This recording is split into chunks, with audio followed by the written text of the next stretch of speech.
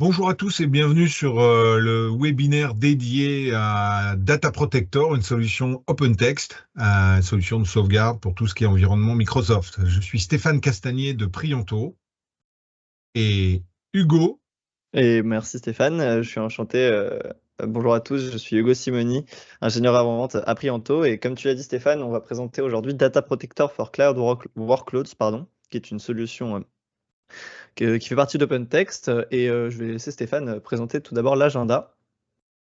Donc, on va vous présenter OpenText et Prianto. Ensuite, qu'est-ce que Microsoft 365 dans le vif du sujet avec Data Protector for Cloud Workload et ensuite un petit peu plus de fonctionnalités précises sur la solution. Alors tout d'abord, qui est OpenText? OpenText est une société canadienne qui a racheté une société qui s'appelait Microfocus il y a quelques mois. Et aujourd'hui, c'est une société qui, au total, Microfocus et OpenText fait plus de 5 milliards de dollars, qui est présent dans très nombreux pays. C'est une société qui prend en charge plusieurs plateformes, qui va surtout permettre d'accéder de n'importe où, à n'importe quel moment, à toutes les données de l'entreprise, moyenne ou très grand compte. C'est une société qui a beaucoup de solutions avec des éléments très très puissants à grande échelle et puis surtout connue sur la partie sécurité, sécurité des données, sécurité des accès et protège des solutions bien sûr, tout ce qui est données critiques de l'entreprise. Alors, un petit mot sur Prianto. Nous, on est le distributeur de OpenText Microfocus depuis plus de 15 ans en Allemagne, en France depuis 2 ans. Une société qui est orientée service, orientée flexibilité pour les partenaires. Aujourd'hui, on a à peu près un peu moins de 200 personnes qui travaillent chez Prianto. Et la maison mère est basée en Allemagne et c'est le métier et l'ADN, c'est la distribution, c'est-à-dire l'accompagnement des partenaires et la connaissance des solutions qu'on propose. On est présent dans une vingtaine de pays, surtout dans l'Europe centrale, mais aussi au Canada, aux États-Unis et dans la région de toute la Scandinavie, Suède, Danemark, Norvège. Alors, avant de rentrer dans le vif du sujet, d'abord, le contexte, c'est qu'est-ce qu'on va proposer aujourd'hui, qu'est-ce qu'on va sauvegarder. C'est en gros tous les éléments et toutes les solutions qui sont autour d'Office 365. Alors, Ouais. Hugo, est-ce que tu peux nous expliquer un petit peu justement ce que c'est? Bah bien sûr, effectivement, Microsoft 365 et Office 365, c'est quelque chose que vous connaissez sans doute tous. Aujourd'hui, c'est la plateforme la plus utilisée, je pense, en entreprise. On va regarder les différents composants, hein. Il y a évidemment Windows 10 Entreprise, le SharePoint, qui est ce qui est le plus utilisé, Microsoft Teams également, Exchange Online, donc tout ce qui est mail, etc. Mais Microsoft Stream, etc., etc. En tout cas, vous avez tous ces différents composants qu'il faut sécuriser puisque c'est vos données. Alors, en fait, on a cette partie qui est importante puisque Microsoft, comme tu le disais, c'est les plus grosses parts de marché. Mais Data Protector, là, ce dont on va parler, ça fait quoi? Parce qu'en fait, sauvegarder dans le cloud, ça paraît un petit peu inutile de premier abord. Donc, tu peux nous expliquer un petit peu ce que ça fait, Data Protector? Bien sûr. Bah, déjà, c'est sûr, ce qui est certain, c'est que sauvegarder dans le cloud, ça a un intérêt. Data Protector, et ici on parle de Data Protector for Cloud Workloads, eh bien, c'est une solution qui est stable, donc qui va fonctionner sans agent, qui va vous permettre de sauvegarder et gérer eh bien, différentes snapshots de vos environnements virtuels et cloud. Les snapshots, ça veut dire que c'est des moments là où on va faire des sauvegardes de vos environnements. D'accord. Ça peut s'utiliser totalement de façon indépendante à Data Protector, mais ça marche bien avec Data Protector. Donc c'est bien deux choses différentes. Il faut bien le comprendre, ça. Data Protector for Cloud Workloads, ce n'est pas dépendant de Data Protector. Euh, D'accord. Associé à Data Protector, justement, ça offre une offre complète qui va permettre aussi de stocker indépendamment les données sauvegardées par Data Protector for Cloud Workloads. En fait, Data Protector, la solution en elle-même, va vous permettre de faire va stocker pour vous les données, quoi. Voici à droite, en bas à droite, vous pouvez voir l'architecture qui est simplifiée de Data Protector for Cloud Workloads et de Data Protector tout court. Vous voyez à gauche la première partie qui est les données que vous allez récupérer et stocker. Donc que ce soit vos VM, votre cloud, vos conteneurs, etc. Donc là, nous, on va parler de cloud, on va parler donc de de Microsoft 365, qui vont aller être récupérés par Data Protector for Cloud Workloads, qui est cette console qu'on va regarder un peu plus tard grâce à une vidéo détaillée. Et enfin, ça va être envoyé dans plusieurs options. Les périphériques de sauvegarde destination, ça va être soit Data Protector, donc la solution elle-même complète. Ça veut dire on va avoir Data Protector et Data Protector for Cloud Workloads. Vous pouvez aussi décider de ne pas prendre Data Protector et de l'envoyer sur du stockage qui est le vôtre, hein, donc file system, mais vous pouvez aussi l'envoyer dans de la sauvegarde plus classique, comme AWS par exemple. D'accord, donc c'est en fait un outil qui va gérer les workflows, en fait tout ce qui est transition de données au travers de Microsoft Office 365, mais aussi avec d'autres environnements et d'autres solutions, de ce que je vois. Ouais, tout à fait. Je veux juste revenir un petit peu, parce que c'est pas sur AWS, hein, mais c'est sur des serveurs de stockage Amazon, par exemple. AWS, justement, pour faire la transition, peut être par contre stocké comme service cloud. C'est-à-dire que nous, en tant que service cloud, on va pouvoir avoir donc Microsoft 365, que vous voyez en bas à gauche de l'écran ici, mais également des VM Azure, du Google, du Google Cloud, etc. Donc tout ça, c'est du cloud que vous allez pouvoir stocker, mais vous allez aussi pouvoir stocker, sauvegarder des machines virtuelles, telles que, là on les voit, des machines Oracle, ou du Red Hat, ou du Nutanix. Tout ça, c'est des choses que vous allez pouvoir sauvegarder grâce à Data Protector for Cloud Workloads. Pour ce qui est des destinations de sauvegarde, donc comme je l'ai dit, vous allez avoir beaucoup de choix. Soit vous pouvez utiliser des services tels que Google Cloud Storage, Oracle Cloud, etc., ou Azure Storage par exemple. Mais vous pouvez, comme je l'ai dit aussi précédemment, utiliser Data Protector ou vos propres systèmes de fichiers. Voilà pour ce qui est globalement. Après, je ne vais pas rentrer dans tous les détails et tous les partenaires et toutes les compatibilités Data Protector for Cloud Workloads, mais vous avez une overview qui est assez nette pour savoir si c'est compatible ou pas avec vos environnements. Alors on peut peut-être regarder ce que ça fait un petit peu plus dans le détail. Tu as quelque chose à nous proposer? Ouais, bien sûr. Alors, j'ai une vidéo qui va permettre un petit peu justement de voir en détail ce que fait cette solution. Donc ici, on va voir comment est-ce qu'on va pouvoir connecter notre Microsoft 365 à la solution Data Protector for Cloud Workloads. Donc comme vous voyez ici, ça fonctionne sous le principe d'une console en ligne que vous allez utiliser sur le navigateur. Et pour se connecter, vous allez aller dans l'onglet Organisation et vous allez remplir en fait ce formulaire qui est très simple, hein, qui vraiment vous dit exactement quoi faire pour vous connecter à Microsoft 365. Vous allez rentrer les codes, les informations. Enfin bon, c'est une connexion à un 365 qui est relativement classique. Ici, il n'y a rien que Data Protector for Cloud Workloads essaye de recréer, de renouveler. Ici, on le fait avec un compte test, hein, bien sûr, pour que vous puissiez voir comment se déroule la liaison entre Data Protector for Cloud Workloads et votre Microsoft 365. Vous continuez de suivre le wizard, c'est assez rapide, franchement.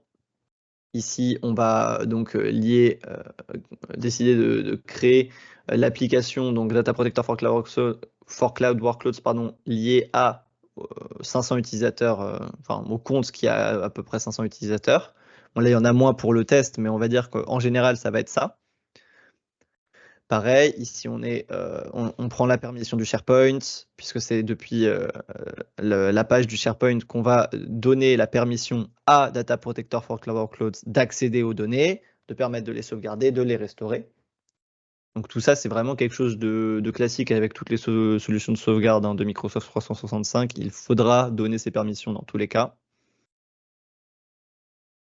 Ici, en plus, vraiment, Data Protector vous donne tout ce qu'il faut, tout ce dont vous avez besoin pour ça. Donc, vous avez juste à copier-coller le XML, le tenant ID, etc. Vous n'avez rien à refaire ou à chercher vous-même. C'est vraiment du copier-coller. Vous pouvez donner un petit nom aussi. Et lorsque vous avez fini de faire ça, on va voir, là il reste, je crois, une dernière étape, qu'on va pouvoir visualiser les différents eh bien, les différentes informations qui sont sur notre compte. Donc, on va faire une première visualisation, en fait, avec... enfin, là, on va voir du coup depuis la page de la console. Ici, c'est presque terminé, hein, il n'y a plus qu'à donner la permission, mais on va faire une première visualisation de tous les utilisateurs et de toutes les données qu'on peut récupérer des utilisateurs. Donc ça, c'est très important parce que au-delà de la sauvegarde, ça permet aussi d'avoir une belle visualisation eh bien, de notre Office 365. Voilà, donc là, on a fini quasiment la dernière étape. Il n'y a plus qu'à sauvegarder et c'est bon. Donc maintenant, on voit bien que sur la page Microsoft 365, on a eh bien, cette organisation qui est en train d'être créée et on n'a plus qu'à la sauvegarder pour que on puisse faire la synchronisation de l'inventaire de cette application. Ici, elle est en cours. J'accélère un tout petit peu. Évidemment, on a coupé, ça prend un tout petit peu plus de temps, hein. Là, on voit que c'est à 16%. Ça devrait prendre, en fonction du nombre de données qui sont dessus, un peu de temps. Et lorsque c'est terminé, eh bien, si je dis pas de bêtises, ça va être bientôt. Lorsque la synchronisation de l'inventaire va être terminée, vous allez pouvoir donc visualiser les différents utilisateurs. On va voir ce qui va se passer.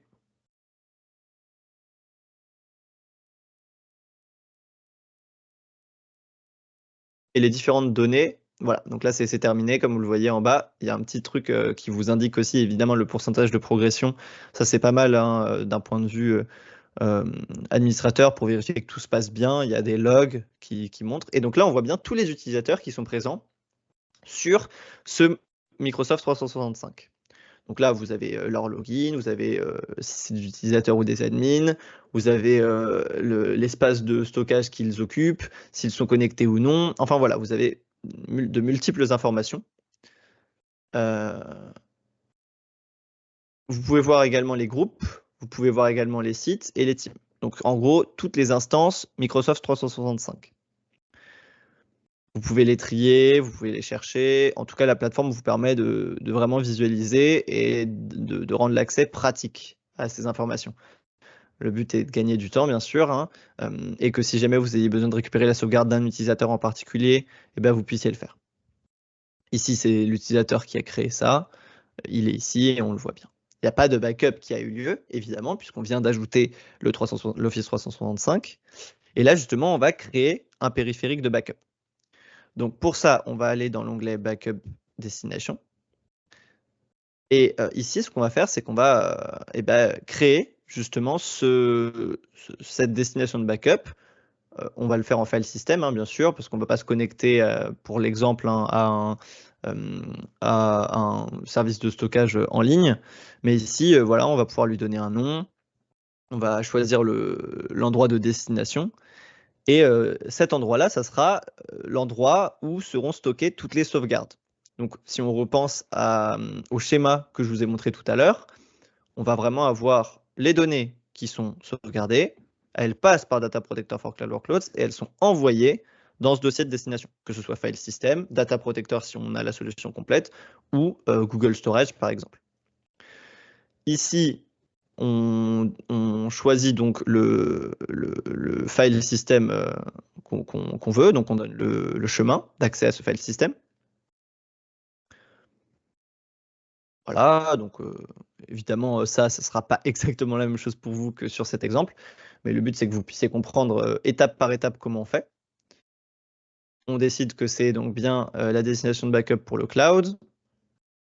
Et enfin, lorsque on a créé tout ça, on va tester la connexion entre le file system et Data Protector for Cloud Workloads. Donc là, ça c'est l'idée, c'est qu'on puisse s'assurer que on est bien connecté. Et là, on voit que le test a bien fonctionné. Donc là, on a réussi à ajouter la destination des backups à Data Protector for Cloud Workloads. Maintenant, on va commencer à regarder comment est-ce qu'on va pouvoir faire la synchronisation de l'inventaire. Et là, c'est ce qu'il fait, c'est que il va sur donc l'administrateur va sur le 365 qu'il vient de créer et il clique sur synchronisation de l'inventaire. Ici, on voit que l'inventaire s'est fait, alors ça prendra beaucoup plus de temps. Là, on a coupé la vidéo. Et maintenant que la synchronisation a été faite, on va pouvoir faire un backup SLA. Alors, qu'est-ce que c'est un backup SLA? C'est une backup qui va se faire sur quelqu'un ou quelque chose en particulier de façon régulière.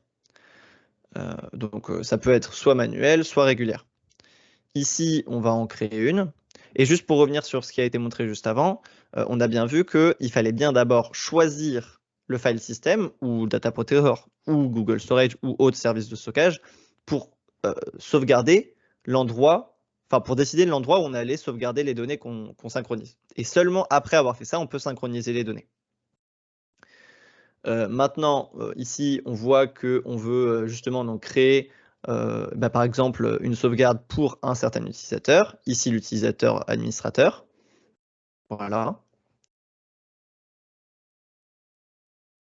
Maintenant qu'on a décidé, on peut aussi rajouter d'autres gens. Donc ici, on va prendre, je crois, un autre utilisateur, si je ne dis pas de bêtises. Mais globalement, l'idée, c'est voilà, qu'on peut vraiment avoir une vraie granularité sur qui on sauvegarde. Ici, là, on a choisi un utilisateur, mais ça peut être plus. Et vous pouvez afficher autant, en tout cas, d'utilisateurs que vous voulez. C'est une liste assez classique. Je crois qu'ici, on veut ajouter un utilisateur test, voilà, Jean Dupont, qui sera notre utilisateur qui aura perdu un mail qu'on voudra récupérer tout à l'heure pour vous montrer comment est-ce qu'après, on peut faire de la restauration. Donc ici, vous avez des règles que vous pouvez définir, etc., etc. Les règles par défaut sont bonnes, puisque ici, directement, la destination est le file system qu'on a ajouté juste avant. Vous allez pouvoir définir des jours de sauvegarde, définir des mois, définir en tout cas avoir vraiment un choix sur la temporalité qui est très précis. Donc vous allez encore une fois pouvoir donner un nom à ce schedule, le nombre de fois, enfin l'heure à laquelle ça se fait chaque jour, etc., etc. Donc si vous avez besoin de le faire tous les jours, vous pouvez le faire. Si vous voulez ne le faire qu'une fois par semaine, vous pouvez le faire, etc., etc. Il y a aussi des mois où vous n'aurez pas besoin de le faire. Ça peut être par exemple les mois creux. Par exemple, je pense notamment à août. Là où, dans l'idée, vous pouvez vous dire que ce n'est pas nécessaire de faire de la sauvegarde tous les jours en août. Voilà. Maintenant que le schedule là est fait, alors là, on va finir tranquillement de sélectionner les jours. Je crois qu'on va prendre tous les jours de la semaine. Ou seulement un jour, je ne sais plus. Ok, on va prendre que dimanche. Et maintenant que le schedule est créé, on le voit, il est disponible tout en bas. Lorsque le schedule est créé, ce qu'on va pouvoir faire, c'est l'utiliser. Voilà, on va voir, il est présent ici. C'est celui qu'on vient de créer les dimanches à 20 h. On fait la sauvegarde. Maintenant, on peut sauvegarder donc cette backup SLA et on va pouvoir l'utiliser. Donc, on peut soit la laisser se faire tous les dimanches, soit la faire manuellement. C'est ça l'idée de la sauvegarde. Ici, on va prendre cet exemple de Jean Dupont, dont on parlait tout à l'heure. Et ici, on a un mail, par exemple, qui a été envoyé à Jean Dupont. On a vu sa boîte mail et on a bien vu que le mail était présent. Et lorsqu'on voit, lorsqu'on clique sur notre backup SLA, ici, et qu'on lance la backup, on va le faire manuellement. Hein, vous voyez, vous avez juste à cliquer sur ce bouton sur la droite. Et tous les mails et toutes les informations de l'utilisateur vont être sauvegardés sur le file system que vous avez défini comme destination de cette backup SL. Ici, ça prend forcément un peu plus de temps, donc ça petit saut dans le temps. Et lorsque cette backup est réalisée, on va pouvoir, nous, aller regarder ce qui a été sauvegardé depuis Data Protector for Cloud Workloads. Donc là, on voit que la backup s'est bien réalisée. On va voir comment restaurer sur le disque ce qui était sur les données qui étaient présentes sur l'utilisateur. Donc ici, on voit dans la backup qu'il y a cette backup qui a été faite aujourd'hui. Et si on va regarder dans sa boîte mail et qu'on regarde la liste, on voit bien que ce mail est présent. Et ce mail, on peut le sauvegarder et on peut le télécharger. Alors, ça, c'est si on fait tout ça manuellement, c'est-à-dire que la personne, elle n'a plus accès, par exemple, à sa boîte mail de quelque manière que ce soit. Et ben, depuis Data Protector for Cloud Workloads, on va pouvoir avoir accès à ces différents mails, comme ici, par exemple, là où, eh bien, depuis la console, on va pouvoir le télécharger et on va voir que si on l'extrait de façon classique, hein, donc là, on va juste le mettre sur un dossier temporaire pour pouvoir l'extraire, puisque c'est un zip qui est téléchargé. Et ben, lorsqu'on extrait, on va voir que c'est bien le mail qui était sur la boîte mail qu'on a vu précédemment. Si on l'ouvre, on va bien avoir. Alors, est-ce qu'il peut s'ouvrir? Ouais. Le mail qui va s'ouvrir, c'est bien celui-là avec les informations qui étaient notées. Maintenant, prenons le cas là où c'est pas parce que la personne n'a plus accès à sa boîte mail, mais tout simplement parce qu'il y a des informations qui ont été supprimées, que ce soit par une personne qui avait des objectifs malveillants, mais ça peut être aussi une inattention de l'utilisateur. Donc, on prend ce mail justement, qui est toujours le même, hein, qui n'avait pas été supprimé, on le supprime. Et pour être bien sûr qu'on n'essaye pas de vous mentir, on va aller aussi dans les fichiers supprimés, qu'on est bien, hein, voilà, comme est montré en haut à droite sur la boîte de Jean Dupont.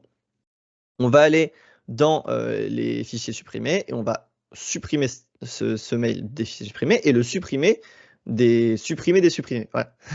Un petit peu toujours plus de sécurité, hein, qui est proposé par Office 365, mais là, du coup, on vous montre bien que ce mail n'existe plus sur les données normalement de l'utilisateur. Donc maintenant, on va essayer de voir depuis la console comment est-ce qu'on peut récupérer ce mail.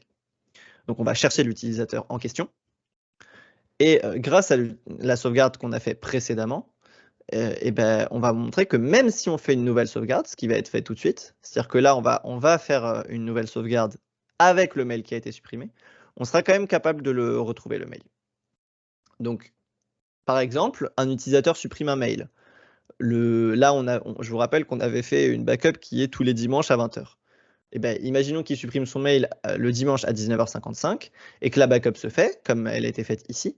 On va voir comment est-ce qu'on peut récupérer, malgré le fait qu'il y ait une sauvegarde entre les deux, entre la suppression et le moment où il veut récupérer son mail. Donc là, on voit qu'il y a une nouvelle sauvegarde entre les deux. Mais on va quand même pouvoir, depuis cet onglet Protected Data, eh ben, voir qu'il y a une nouvelle backup qui a été faite, mais qu'on va pouvoir avoir dans la boîte mail de l'utilisateur, donc dans sa boîte inbox. Là, il n'y a rien, mais on va pouvoir y avoir accès dans les deleted objects. Donc, en fait, on va pouvoir cliquer sur Show Deleted Object et ça va faire justement une comparaison entre les deux backups. On va voir que ce mail-là a été supprimé entre les deux sauvegardes.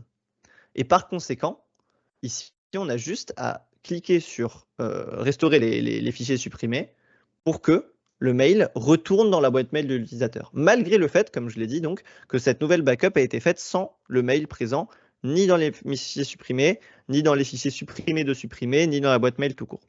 Et maintenant, quand on retourne sur la boîte de l'utilisateur, on voit bien ce mail qui est présent, qui est le mail qui avait été supprimé.